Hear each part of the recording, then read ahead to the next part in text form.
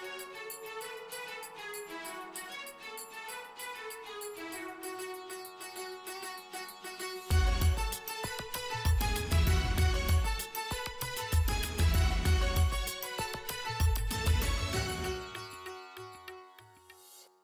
Harpreet Singh show के अज के इस एपीसोड में आप सब का करता हाँ हार्दिक स्वागत।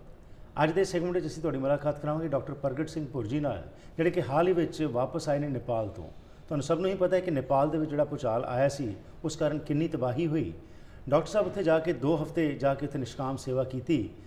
आओ उन्हां दी ज़ुबानी जानकारी लैने आ कि उत्थे की हालात सन, की कुछ किया गया तो फरदर किहड़े होर रिलीफ एफर्ट्स की उत्थे लोड़ है। स्वागत करते हैं डॉक्टर प्रगट सिंह भुरजी का। वेलकम डॉक्टर साहब जी। आन जी बहुत बहुत धन्यवाद हरप्रीत जी ते सारे देखण वालियां दा बहुत बहुत धन्यवाद। Thank you. Association of medical doctors of Asia ये संस्था है जिस दे अधीन तुसीं इस नाल जुड़े हुए हो तो तुसीं उत्थे जाके 2 हफ्ते ला के आए हो। ये संस्था है की है जी? हाँ जी, जिहड़ी ना एमडा इन्हूं आपां कहंदे association of medical doctors of Asia, doctor Suganami ने करीबन 35-40 वरे पहले शुरू की थी जब आप मैडिकल स्टूडेंट से टोक्यो जापान तो। अच्छा जी। और ये संस्था as big as doctors without border हैगी है और मैं डॉक्टर्स विदाउट बॉर्डर का भी मैंबर है, ਇਹਦਾ भी मैंबर हैगा। बट ਇਹਦੇ ਵਿੱਚ ਤੁਸੀਂ 2 हफ्ते 3 हफ्ते महीना 2 महीना जिन्ना भी टाइम ਤੁਸੀਂ सेवा कर सकते हैं, ਤੁਹਾਡੀ अपनी ऑप्शन है। सो ये संस्था के अधीन तो साडी लोकल चैरिटी है रोज चैरिटीज़ जिहड़ी ਅਸੀਂ वैंकूवर स्थापित की सी करीबन 12-13 साल पहलों। ਉਹਦੇ डॉक्टर विलियम ग्रट मेनली मैनेज करते हैं, वो इंग्लैंड तो ने। फिर डॉक्टर कॉलिन यंग चाइनीज़ है वैंकूवर प्रैक्टिस करते, मैं हैगा डॉक्टर सीयर्स, डॉक्टर फिलिप्स इत्यादि होर जिहड़े भी इस निष्काम सेवा के नाल संबंधित है। सो रोज चैरिटीज़ और एमडा के लिंक तो मैं और डॉक्टर कॉलिन यंग, मैं पहलों पढ़िया सी 3 दिन बाद डॉक्टर कॉलिन यंग ते साडी 4 नर्सिस और इत्थों दी हांगकांग ढाका काठमंडू तो फिर करीबन 6 घंटे बाय रोड तो 2 घंटे कच्ची रोड पहाड़ी दे एज च जिथे गोरखा डिस्ट्रिक्ट जिहदे विच पहली अर्थक्वेक हुई सी जी, देवलारी DEULARI वो पिंड सी जिहदे विच तबाही हुई सी। उत्थे असीं जाके हफ्ता 10 दिन सेवा निभाई। हालांकि असीं 8-9 दिन बाद अपड़े सी क्योंकि 25 अप्रैल ਨੂੰ ਅਰਥਕੁਏਕ ਹੋਇਆ ਸੀ। ਫਿਰ ਵੀ ਅਸੀਂ ਕਾਫੀ trauma, infected wounds, pneumonia, gastroenteritis, dehydration जो भी आफ्टर अर्थक्वेक जो भी तबाही होंदी है क्योंकि डिसप्लेस हो जाती है पब्लिक, उन्होंने मतलब इन्फेक्शनस वगैरह बच्चों च होंदे आ। कुछ एक डिलीवरीज भी, प्रैगनेंट वूमेंस भी, जेड़ा भी और एडल्ट्स भी देखे। हालांकि मेरी एडल्ट्स देखने की मुहारत नहीं है, लेकिन जो तुसीं रिलीफ वर्क करते कोई भी होंदा तो उन्होंने ट्रीटमेंट तुसीं मुहैया करवाते हो। राइट। सो जो तुसीं डॉक्टर साहब उत्थे पहुंचे क्योंकि तुसीं तो पहुंच गए, but what about the relief efforts जिहड़े सी उत्थे की पहुंचे हुए सी पहलां ही तुहाडे तो की कुछ नुकसान होया सी ਉਹਦੇ मुतलक थोड़ा दसो जी।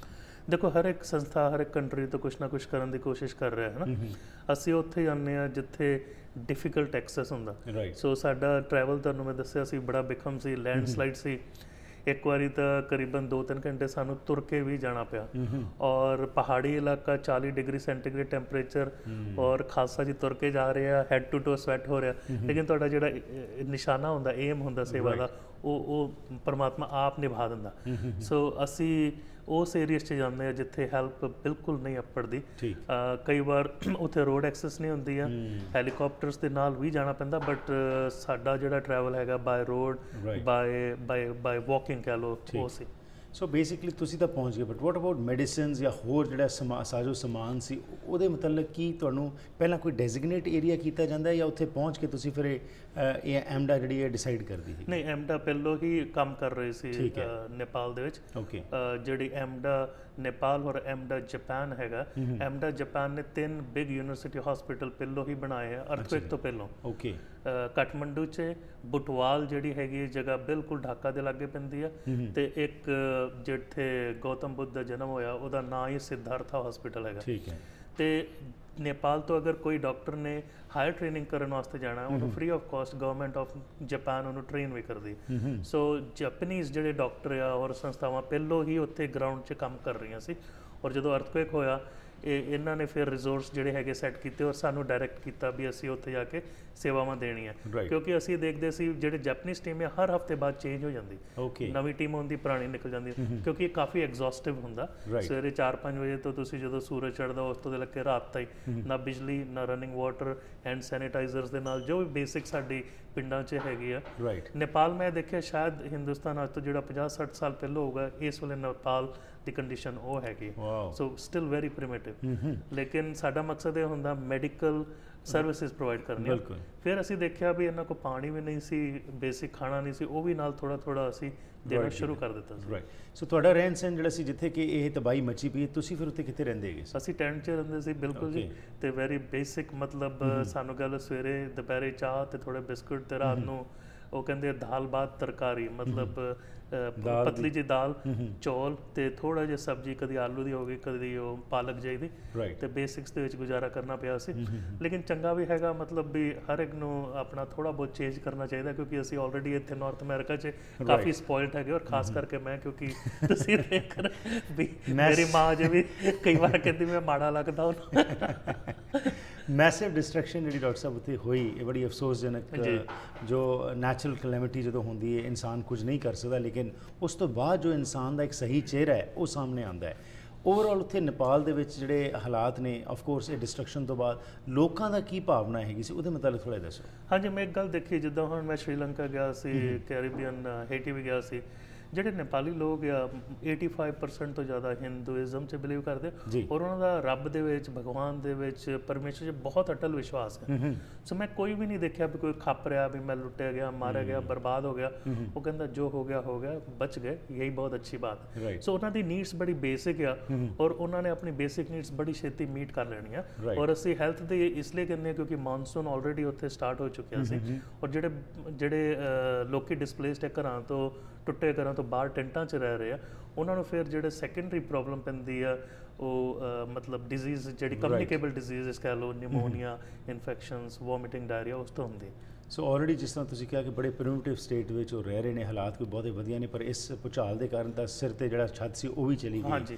ਤੋ ਜਿਹੜੇ ਉੱਥੇ ਬਿਲਡਿੰਗਸ ਨੇ, ਕੀ ਉਹ ਕੱਚੇ ਗਾਰੇ ਦੀਆਂ ਬਣੀਆਂ ਪਈਆਂ ਨੇ, ਕਿਸ ਤਰ੍ਹਾਂ ਦਾ ਹੈਗਾ ਸਿਸਟਮ? ਮੋਸਟਲੀ ਬ੍ਰਿਕਸ ਹੈਗੀ ਆ ਤੇ ਸੀਮੈਂਟ, ਲੇਕਿਨ ਉਹ ਜ਼ਿਆਦਾ ਫਾਊਂਡੇਸ਼ਨ ਫੁਟਿੰਗ 'ਚ ਨਹੀਂ ਜਾਂਦੇ, ਇਸ ਲਈ ਮਾੜਾ ਜਿਹਾ ਏਰੀਆ ਹਿੱਲਿਆ ਤੇ ਥੱਲੇ ਹੋ ਗਿਆ। ਮੈਂ ਕੋਈ ਵੀ ਇੱਦਾਂ ਕੱਚੇ ਘਰ ਨਹੀਂ ਦੇਖੇ, ਸਾਰੇ ਇੱਟਾਂ ਦੇ ਸੀ ਔਰ ਸੀਮੈਂਟ ਦੇ ਨਾਲ, ਬਟ ਬਿਕੋਜ਼ ਕਿਉਂਕਿ ਉਹ ਈਪੀ ਸੈਂਟਰ ਸੀ ਅਰਥਕੁਏਕ ਦਾ ਉੱਥੇ, ਇਸ ਲਈ ਸ਼ੇਕ ਦੇ ਨਾਲ ਉਹ ਹਿਲੀ ਏਰੀਆ ਕਰਕੇ ਸਾਰੀ ਤਬਾਹੀ ਹੋਈ ਸੀ। ਸੋ ਫਸਟ ਤਾਂ ਤੁਸੀਂ ਦੇਖਿਆ ਨਹੀਂ ਸੀ ਅਰਥਕੁਏਕ, ਲੇਕਿਨ ਦੂਸਰਾ ਅਰਥਕੁਏਕ ਜਦੋਂ ਆਇਆ ਤੁਸੀਂ ਉੱਥੇ ਹੀ ਮੌਜੂਦ ਸੀ। ਜੀ। ਉਹਦੇ ਮੁਤਲਕ ਥੋੜ੍ਹਾ ਦੱਸੋ ਕਿ ਕਦੋਂ ਤੁਹਾਨੂੰ ਕੀ ਪਤਾ ਲੱਗਾ ਕਿ ਅਰਥਕੁਏਕ ਆਇਆ ਹੈ, ਕੀ ਹੋਇਆ ਸੀ ਉਸ ਸਮੇਂ?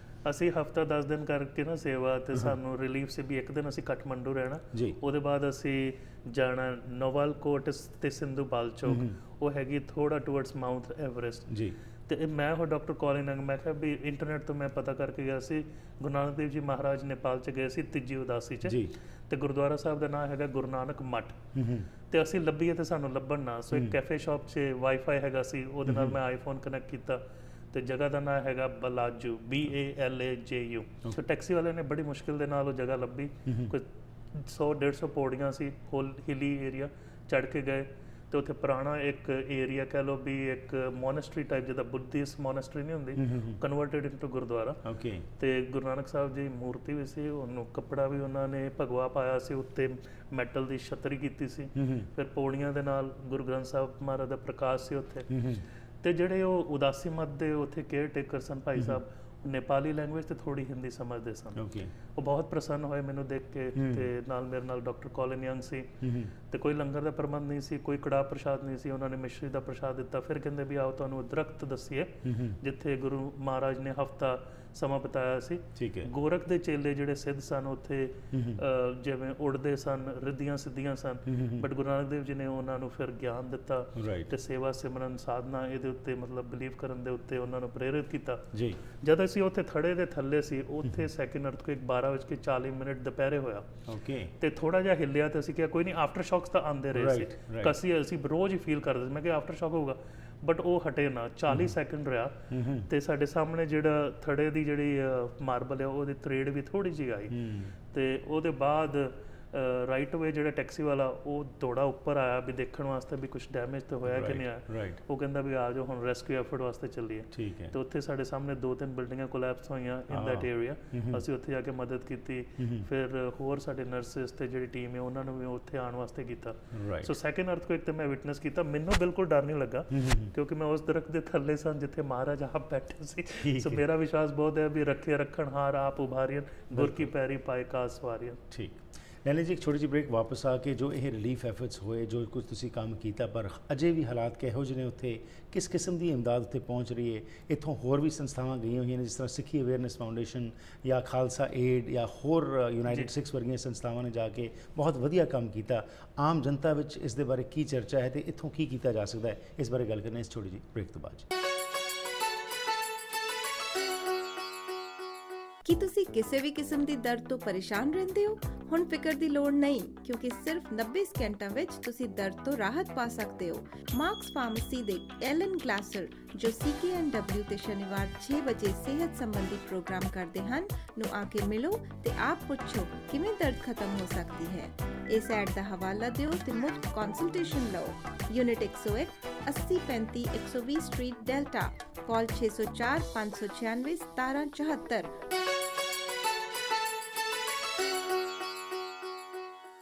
ਡਾਕਟਰ ਪ੍ਰਗਟ ਸਿੰਘ ਭੁਰ ਜੀ, ਜਿਹੜੇ ਕਿ ਅੱਜ ਸਾਡੇ ਮਹਿਮਾਨ ਨੇ, ਹਾਲ ਹੀ ਵਿੱਚ ਨੇਪਾਲ ਜਾ ਕੇ ਉੱਥੇ ਜਾ ਕੇ ਜੋ ਭੂਚਾਲ ਆਇਆ ਸੀ ਉਸ ਵਿੱਚ ਜਾ ਕੇ ਇਹਨਾਂ ਨੇ ਸੇਵਾ ਨਿਭਾਈ, ਉਸ ਸੰਬੰਧ ਵਿੱਚ ਜਾਣਕਾਰੀ ਲੈ ਰਹੇ ਹਾਂ। ਆਓ ਹੋਰ ਇਨਫੋਰਮੇਸ਼ਨ ਲੈਂਦੇ ਹਾਂ। ਸੋ ਭੂਚਾਲ ਜਦੋਂ ਸੈਕਿੰਡ ਆਇਆ ਜੀ, ਤੁਸੀਂ ਉੱਥੇ ਸੀ, ਉਸ ਤੋਂ ਬਾਅਦ ਦੁਬਾਰਾ ਇਹ ਰਿਪੋਰਟਸ ਆਈਆਂ ਕਿ ਕਾਫੀ ਨੁਕਸਾਨ ਫਿਰ ਹੋ ਚੁੱਕਿਆ ਹੈਗਾ। ਆਫਟਰ ਇਫੈਕਟਸ ਤਾਂ ਹੁੰਦੇ ਹੀ ਹੁੰਦੇ ਨੇ। ਇਹ ਨੇਪਾਲ ਦੇ ਵਿੱਚ ਜਿਹੜਾ 1934 ਤੋਂ ਬਾਅਦ ਸ਼ਾਇਦ ਇੰਨਾ ਵੱਡਾ ਭੂਚਾਲ ਆਇਆ ਹੈ, ਕੀ ਉੱਥੇ ਦੇ ਲੋਕ ਪ੍ਰੀਪੇਅਰਡ ਸਨ? ਕਿ ਸਰਕਾਰ ਥੋੜ੍ਹੀ ਬਹੁਤੀ ਪ੍ਰੀਪੇਅਰਡ ਸੀ ਜਾਂ absolutely it was just out of ਸ਼ੌਕ? ਆਊਟ ਆਫ ਸ਼ੌਕ ਕਹਿ ਲਓ। ਤੇ ਜਿਵੇਂ 2007 ਕੇ 8 'ਚ ਡੈਮੋਕ੍ਰੈਟਿਕ ਕੰਟਰੀ ਬਣੀ, ਉਸ ਤੋਂ ਪਹਿਲਾਂ ਇੱਕ ਮੋਨਾਰਕੀ ਸੀ।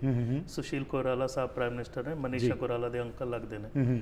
ਇੱਕ ਆਮ ਮੈਂ ਲੋਕਾਂ ਦੀ ਧਾਰਨਾ ਦੇਖੀ ਜਿੱਥੇ ਵੀ ਟਰੈਵਲ ਕੀਤੀ ਵੀ ਉਹ ਡਿਸਕਨੈਕਟਿਡ ਹੈ ਗਵਰਨਮੈਂਟ ਦੇ ਨਾਲ, ਕਿਉਂਕਿ ਅਜੇ ਨਵਾਂ ਡੈਮੋਕ੍ਰੈਟਿਕ ਕੰਟਰੀ ਆ।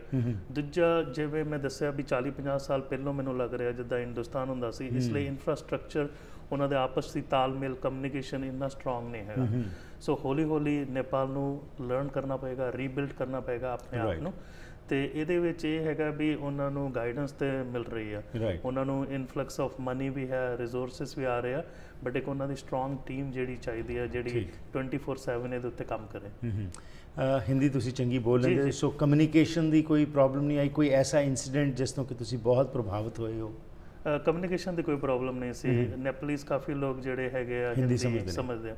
ਹੁਣ 10 ਤਰੀਕ ਮਦਰਸ ਡੇ ਹੈਗਾ, ਹੈ ਨਾ, ਤੇ ਉੱਥੇ ਤੁਸੀਂ ਬਿਲੀਵ ਨਹੀਂ ਕਰੋਗੇ, ਮੇਰੇ ਮਦਰ ਦੇ ਲੁੱਕ ਅਲਾਈਕ ਵੂਮਨ ਉੱਥੇ ਆ ਗਈ। ਮੈਂ ਵੀ ਉਹ ਫੇਸਬੁੱਕ 'ਤੇ ਪਿਕਚਰ ਪਾਈ ਸੀ, ਤਾਂ ਕਹਿੰਦੀ ਮੈਂ ਇਸ ਡਾਕਟਰ ਨੂੰ ਹੀ ਦਿਖਾਉਣਾ।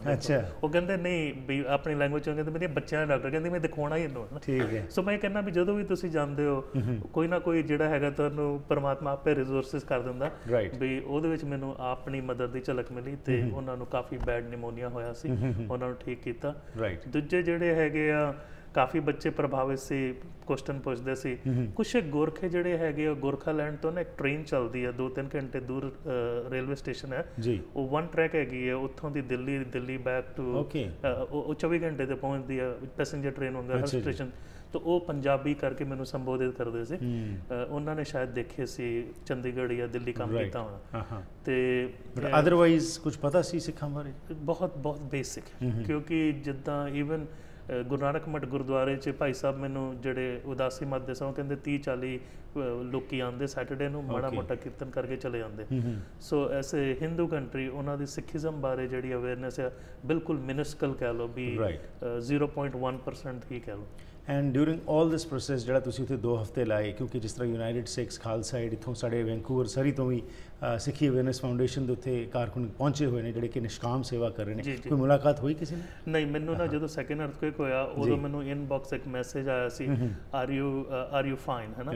ਤੇ ਕਿੱਥੋਂ ਆਇਆ? 4 ਪਹਿਲੋਂ ਸੀ, ਹੋ ਸਕਦਾ ਇੰਗਲੈਂਡ ਦੇ, ਮੋਸਟ ਲਾਈਕਲੀ ਰਵੀ ਸਿੰਘ ਹੋਣਗੇ ਜਿਹੜੇ ਖਾਲਸਾ ਏਡ ਤੋਂ ਕੰਮ ਕਰ ਰਹੇ। ਔਰ ਮੈਨੂੰ ਬਹੁਤ ਮਾਣ ਹੁੰਦਾ ਵੀ ਬਹੁਤ ਵੱਡੀ ਤਾਦਾਦ 'ਚ ਆਸਟ੍ਰੇਲੀਆ ਤੋਂ, UK ਤੋਂ, ਵੈਂਕੂਵਰ ਤੋਂ ਹੋਰ ਕੰਟਰੀਜ਼ ਤੋਂ ਉੱਥੇ ਕੰਮ ਕਰ ਰਹੇ ਆ ਤਾਂ ਕਿ ਆਪਾਂ ਦੇਖੋ ਸਾਂਝੀਵਾਲਤਾ ਦੀ ਜਿਹੜੀ ਹੈਗੀ ਗੱਲ ਜਿਹੜੀ ਗੁਰੂ ਨਾਨਕ ਦੇਵ ਜੀ ਮਹਾਰਾਜ ਨੇ ਕਹੀ ਆ ਉਹਨੂੰ ਇੱਕ ਪ੍ਰੈਕਟੀਕਲ ਰੂਪ ਦੇ ਵਿੱਚ ਨਿਭਾਉਣ ਦੀ ਕੋਸ਼ਿਸ਼ ਕਰ ਰਹੇ ਆ ਔਰ 7.23 ਬਿਲੀਅਨ ਜਿਹੜੇ ਹੈਗੇ ਅਸੀਂ ਸਾਰੇ ਭੈਣ ਭਰਾ ਹੀ ਹੈਗੇ ਔਰ ਜਿਹਨੂੰ ਲੋੜ ਪੈਂਦੀ ਉਹਦੀ ਮਦਦ ਕਰਨੀ ਔਰ ਸਿੱਖੀ ਦਾ ਇਹ ਹੈਗਾ ਵੀ ਇੱਕ ਪ੍ਰੈਕਟੀਕਲ ਜੀਵਨ ਹੋਣਾ ਚਾਹੀਦਾ ਬਜਾਏ ਕਿ ਇੱਕ ਬੁਕਿਸ਼ ਜੀਵਨ ਔਰ ਇੱਕ ਗੱਲਾਂ ਬਾਤਾਂ ਦਾ ਐਬਸੋਲੂਟਲੀ ਸੋ ਜਿੱਥੇ ਤਾਂ ਇੱਕ ਪੱਖ ਤੁਸੀਂ ਦੇਖਿਆ ਜਿੱਥੇ ਕਿ ਲੋਕ ਨਿਸ਼ਕਾਮ ਸੇਵਾ ਕਰ ਰਹੇ ਸੀ ਪਰ ਨਾਲ ਇੱਥੇ ਬੈਠ ਕੇ ਜੋ ਅਸੀਂ ਸੁਣਦੇ ਸੀ ਹੋਰਡਿੰਗ ਵੀ ਚੱਲ ਰਹੀ ਹੈ ਇਹੋ ਜਿਹੇ ਮੌਕੇ ਤੇ ਐਕਸਪਲੋਇਟੇਸ਼ਨ ਵੀ ਸ਼ੁਰੂ ਹੋ ਜਾਂਦੀ ਕੋਈ ਤੁਸੀਂ ਤਾਂ ਨਹੀਂ ਕੁਝ ਐਸਾ ਦੇਖਿਆ ਨਹੀਂ ਅਸੀਂ ਦੇਖਿਆ ਨਹੀਂ ਨਾਟ ਸੱਚ ਕਿਉਂਕਿ ਅਸੀਂ 에ਅਰਪੋਰਟ ਤੋਂ ਨਿਕਲੇ ਸਿੱਧਾ ਪਿੰਡ ਪਹੁੰਚ ਗਏ ਉੱਥੋਂ ਸੈਕੰਡ ਅਰਥਕੁਏਕ ਫਿਰ ਅਸੀਂ ਕਰੀਬਨ 48 ਘੰਟੇ ਬਿਜ਼ੀ ਸੀ after effects of the second earthquake ਉਸ ਤੋਂ ਬਾਅਦ ਸਿੰਧੂਪਾਲ ਚੌਕ ਜਿੱਥੇ ਸੈਕੰਡ ਅਰਥਕੁਏਕ ਹੋਇਆ ਉੱਥੇ ਜਾ ਕੇ 4-5 ਦਿਨ ਹੈਲਪ ਕਰਾਈ ਸੋ ਅਸੀਂ ਕੁਛ ਇੱਦਾਂ ਦੇਖਿਆ ਨਹੀਂ ਮੈਂ ਇੰਨਾ ਜ਼ਰੂਰ ਕਹੂੰਗਾ ਵੀ ਜਦੋਂ ਅਸੀਂ 에ਅਰਪੋਰਟ ਤੋਂ ਉਤਰੇ ਸੀ ਔਰ ਜਦੋਂ 에ਅਰਪੋਰਟ ਤੋਂ ਬਾਹਰ ਨਿਕਲੇ ਵੀ 2-3 ਹਫ਼ਤੇ ਬਾਅਦ ਜਿਹੜਾ ਸਮਾਨ 에ਅਰਪੋਰਟ ਦੇ ਲਾਗੇ ਪਿਆ ਸੀ ਰਨਵੇ ਦੇ ਲਾਗੇ ਉਹ ਉੱਥੇ ਹੀ ਪਿਆ ਸੀ ਸੋ ਬਲੈਕ ਟਾਰਪਲ ਜਿਹੜੇ ਹੈਗੇ ਪਲਾਸਟਿਕ ਦੇ ਨਾਲ covered C I don't know the food ਹੈਗਾ ਰਿਸੋਰਸਿਸ ਹੈਗੇ ਪਾਣੀ ਹੈਗਾ ਦਵਾਈਆਂ ਹੈਗੀਆਂ ਬਟ ਗਵਰਨਮੈਂਟ ਨੂੰ ਥੋੜਾ ਮੋਬਿਲਾਈਜ਼ ਕਰਨਾ ਚਾਹੀਦਾ ਡਾਕਟਰ ਸਾਹਿਬ ਦੁਨੀਆ ਭਰ ਦੇ ਵਿੱਚ ਇਹੋ ਜਿਹੀਆਂ ਜਦੋਂ ਆਫਤਾਂ ਆਉਂਦੀਆਂ ਨੇ ਹੇਤੀ ਵੀ ਗਏ ਤੁਸੀਂ ਹੁਣ ਨੇਪਾਲ ਦੇ ਵਿੱਚ ਹੋਇਆ ਹੈ ਰੱਬ ਨਾ ਕਰੇ ਕਿਤੇ ਹੋਰ ਹੋਵੇ ਲੇਕਿਨ ਇਹ ਹਕੀਕਤ ਬਣਦੀ ਜਾ ਰਹੀ ਹੈਗੀ ਹੈ ਇਹੋ ਜਿਹੇ ਮੌਕੇ ਦੇ ਉੱਤੇ ਜਦੋਂ ਕਿ ਜਿਸ ਤਰ੍ਹਾਂ ਮੈਂ ਪਹਿਲਾਂ ਵੀ ਕਿਹਾ ਕਿ ਇੱਕ ਪਾਸੇ ਤਾਂ ਇੱਕ ਇਨਸਾਨ ਦਾ ਇੱਕ ਚਿਹਰਾ ਆਉਂਦਾ ਜਿੱਥੇ ਕਿ ਇੱਕ ਦੂਸਰੇ ਦੀ ਮਦਦ ਕਰਨ ਦੇ ਲਈ ਹਰ ਕੋਈ ਤਤਪਰ ਹੁੰਦਾ ਹੈ ਇੱਥੋਂ ਵੀ ਰੈਡ FM ਵੱਲੋਂ ਰੇਡੀਓਥੌਨ ਕੀਤਾ ਗਿਆ ਜਿਸ ਵਿੱਚ ਕਿ ਕੈਲਗਰੀ ਅਤੇ ਵੈਂਕੂਵਰ ਦੇ ਵਿੱਚ $7.5 ਲੱਖ ਜੋ ਇਕੱਠਾ ਕੀਤਾ ਗਿਆ ਸਰਕਾਰ ਨੇ ਉਹਨਾਂ ਕਰਕੇ ਉੱਥੇ ਭੇਜਿਆ ਹੁਣ ਜਦੋਂ ਇਹੋ ਜਿਹੀ ਆਫਤ ਆਉਂਦੀ ਉੱਥੇ ਪੈਸਾ ਪਹੁੰਚਦਾ ਹੈ ਲੋਕ ਇਹ ਜਾਣਨਾ ਚਾਹੁੰਦੇ ਨੇ ਕਿ ਕੀ ਉੱਥੇ ਪਹੁੰਚਦਾ ਜਿਹੜਾ ਪੈਸਾ ਹੈਗਾ ਕਿ ਉਹ ਵਾਕਿਆ 'ਚ ਜਿੱਥੇ ਪਹੁੰਚਣਾ ਚਾਹੀਦਾ ਪਹੁੰਚਦਾ ਹੈ ਜਾਂ ਫਿਰ ਸਿਰਫ ਵੱਡੀਆਂ ਨਾਂ ਜਿਹੜੇ ਨੇ ਉਹੀ ਉੱਥੋਂ ਤੱਕ ਹੀ ਸੀਮਤ ਰਹਿ ਜਾਂਦਾ ਹੈ ਦੇਖੋ ਜਿੰਨਾ ਮੈਂ ਲੋਕਲਸ ਦੇ ਨਾਲ ਗੱਲ ਕੀਤੀ ਪਿੰਡਾਂ ਦੇ ਵਿੱਚ ਤਾਂ ਕੋਈ ਪੈਸਾ ਨਹੀਂ ਅਪੜਿਆ ਕਾਠਮੰਡੂ 'ਚ ਥੋੜਾ ਬਹੁਤ ਆ ਰਿਹਾ ਸੁਸ਼ੀਲ ਕੁਮਾਰ ਕੋਰਾਲਾ ਨੇ ਵੀ ਐਲਾਨ ਕੀਤਾ ਵੀ ਜਿਹੜੇ ਲੋਕੀ ਮਰੇ ਇੰਨੇ ਪੈਸੇ ਦੇਵਾਂਗੇ ਜਿਹੜੇ ਫੱਟੜ ਹੋਏ ਇੰਨੇ ਦੇਵਾਂਗੇ ਘਰਾਂ ਦੀ ਕੰਸਟਰਕਸ਼ਨ 'ਚ ਇੰਨਾ ਲੱਗੇਗਾ ਲੇਕਿਨ ਇੱਦਾਂ ਨਾ ਵੀ ਬਹੁਤ ਸਲੋਲੀ ਟ੍ਰਿਕਲ ਹੁੰਦਾ ਔਰ ਥਰਡ ਵਰਲਡ ਕੰਟਰੀ ਹੋਣ ਦੇ ਨਾਤੇ ਔਰ ਬਿਲਕੁਲ ਉਸ ਏਰੀਆ ਤੋਂ ਜਿੱਥੋਂ ਅਸੀਂ ਸਾਡਾ ਪਿਛੋਕੜ ਬਿਲੋਂਗ ਕਰਦਾ ਸਾਰਾ ਕੁਝ ਉਹੀ ਐਗਜ਼ਿਸਟ ਕਰਦਾ ਜਿਹੜਾ ਦੂਜੇ ਕੰਟਰੀਜ਼ ਦੇ ਲਾਗੇ ਨੇਬਰਿੰਗ ਕੰਟਰੀਜ਼ 'ਚ ਸਿਸਟਮ ਜਿਹੜਾ ਹੈਗਾ ਉਹੀ ਐਗਜ਼ਿਸਟ ਕਰਦਾ ਸੋ ਜਿਹੜਾ ਕੋਈ ਮਦਦ ਕਰਨਾ ਚਾਹੇ ਤੁਸੀਂ ਕੀ ਰਿਕਮੈਂਡ ਕਰੋਗੇ ਕਿ ਹਰ ਕੋਈ ਵਿਅਕਤੀ ਜਿਹੜਾ ਨਾ ਚਾਹੁੰਦਾ ਕੋਈ ਨਾ ਕੋਈ ਯੋਗਦਾਨ ਪਾਉਣਾ ਪਰ ਅਗੇਨ ਉਹੀ ਹੋ ਜਾਂਦੀ ਗੱਲ ਕਿ ਕਈ ਵਾਰ ਇਹ ਭਾਵੁਕ ਹੋ ਕੇ ਦੇ ਦਿੱਤਾ ਜਾਂਦਾ ਹੈ ਸਮਾਨ ਲੇਕਿਨ ਅਲਟੀਮੇਟਲੀ ਜੇ ਉੱਥੇ ਪਹੁੰਚੇ ਨਾ ਜਿਸ ਕਰਕੇ ਸਾਰਾ ਕੀਤਾ ਗਿਆ ਉਹ ਫਿਰ ਸਮੱਸਿਆ ਆ ਜਾਂਦੀ ਦੇਖੋ ਇਹਦੇ ਤੇ ਦੋ ਪੱਖ ਹੈਗੇ ਕਿਉਂਕਿ ਹਰ ਇੱਕ ਵਿਅਕਤੀ ਨੇਪਾਲ ਜਾ ਕੇ ਟਰੈਵਲ ਕਰਕੇ ਸੇਵਾ ਨਹੀਂ ਦੇ ਸਕਦਾ ਬਿਲਕੁਲ ਸੋ ਅਗਰ ਉਹ ਆਪਣਾ ਦਿੰਦੇ ਆ ਠੀਕ ਹੈ ਕਈ ਆਰਗੇਨਾਈਜੇਸ਼ਨ ਉਹਨਾਂ ਦੀ ਓਵਰਹੈਡ ਕਾਸਟ ਐਡਮਿਨਿਸਟ੍ਰੇਟਿਵ ਕਾਸਟ ਹੈਗੀ ਹੈ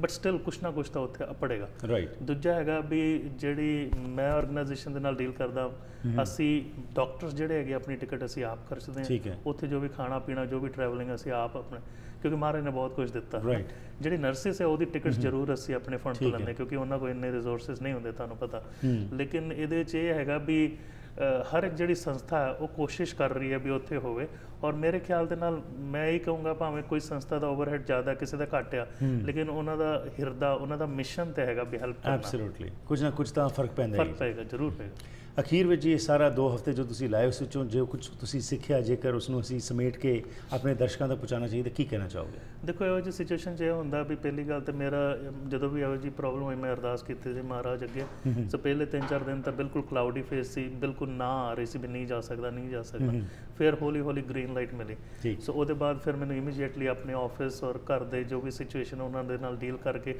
ਉਹਨਾਂ ਨੂੰ ਪ੍ਰੀਪੇਅਰ ਕਰਨਾ ਪਿਆ ਵੀ ਮੈਂ ਕੁਝ ਹਫ਼ਤੇ ਵਾਸਤੇ ਨਹੀਂ ਜਾਊਂਗਾ ਦੂਜੀ ਗੱਲ ਹੈਗੀ ਜਦੋਂ ਆਪਾਂ ਨਿਸ਼ਕਾਮ ਸੇਵਾ ਦੇ ਨਾਲ ਕਰਦੇ ਹਾਂ ਜਿੱਥੇ ਆਪਾਂ ਆਪਣੀ ਸਰਵਿਸਿਜ਼ ਦੇ ਦਿੱਤੀਆਂ ਚਲੋ ਆਪਣਾ ਪੈਸਾ ਵੀ ਯੂਜ਼ ਹੋ ਗਿਆ ਤੁਹਾਡਾ ਟਾਈਮ ਅੰਦਰੋਂ ਪਰਮਾਤਮਾ ਤੁਹਾਡਾ ਜਿਹੜੀ ਮੈਲ ਹੈ ਆਪ ਮੰਜ ਜਾਂਦਾ ਹੈ ਨਾ ਸੋ ਆਪ ਗਵਾਈਏ ਤਾਂ ਸੋ ਪਾਈਏ ਅਵਰ ਕਿਸੇ ਚਤੁਰਾਈ ਸੋ ਇਹਦੇ ਵਿੱਚ ਮੇਰਾ ਵੀ ਬੈਨੀਫਿਟ ਹੁੰਦਾ ਵੀ ਬਾਈ ਡਾਇਰੈਕਸ਼ਨਲ ਜਿਹੜੀ એનર્ਜੀ ਫਲੋ ਹੈ ਮੈਨੂੰ ਵੀ ਮਿਲਦੀ ਆ ਸੋ ਮੈਂ ਵੀ ਖੁਸ਼ਕਿਸਮਤ ਹੈਗਾ ਵੀ ਮੈਂ ਗੁਰੂ ਦਾ ਦੇਣਦਾਰ ਹੈਗਾ ਸਾਡੇ ਗੁਰੂਆਂ ਨੇ ਇੰਨੀ ਕੁਰਬਾਨੀਆਂ ਕੀਤੀਆਂ ਸਾਨੂੰ ਸਿੱਖੀ ਸਾਡੀ ਝੋਲੀ 'ਚ ਪਾਈ ਹੈ ਸੋ ਉਹਦੇ ਲਈ ਮੈਂ ਛੋਟੀ ਕੁਰਬਾਨੀ ਦੇਣ ਦੇ ਲਈ ਮੈਨੂੰ ਬਿਲਕੁਲ ਕਤਰਨਾ ਨਹੀਂ ਚਾਹੀਦਾ ਬਹੁਤ ਖੂਬ ਜੀ ਤੁਹਾਡਾ ਬਹੁਤ ਬਹੁਤ ਧੰਨਵਾਦ ਤੇ thanks for taking this initiative ਕਿਉਂਕਿ ਜਦੋਂ ਇੱਕ ਤੁਸੀਂ ਸਾਰੀ ਕਮਿਊਨਿਟੀ ਨੂੰ ਰਿਪਰੈਜ਼ੈਂਟ ਕਰਦੇ ਹੋ ਦਸਤਾਰ ਸਜਾ ਕੇ ਉੱਥੇ ਪਹੁੰਚੇ ਸੇਵਾ ਕੀਤੀ ਤੇ ਆਸ ਕਰਦੇ ਕਿ ਇਸੇ ਤਰੀਕੇ ਨਾਲ ਅੱਗੇ ਵੀ ਸਾਰੀ ਕਮਿਊਨਿਟੀ ਜੋ ਹੈ ਜਦੋਂ ਵੀ ਕੋਈ ਦੁਨੀਆ ਭਰ ਵਿੱਚ ਕਿਤੇ ਵੀ ਆਫਤ ਆਏ ਤਾਂ ਅਸੀਂ ਸਾਰੇ ਰਲ ਮਿਲ ਕੇ ਉਸ ਲਈ ਕੁਝ ਆਪਣਾ ਯੋਗਦਾਨ ਪਾ ਸਕੀਏ ਤੁਹਾਡਾ ਧੰਨਵਾਦ ਐਂਡ ਬੈਸਟ ਵਿਸ਼ੇਸ ਬਹੁਤ ਬਹੁਤ ਧੰਨਵਾਦ ਹਰਪ੍ਰੀਤ ਜੀ ਤੇ ਸਾਰੇ ਦੇਖਣ ਵਾਲਿਆਂ ਦਾ ਬਹੁਤ ਬਹੁਤ ਥੈਂਕ ਯੂ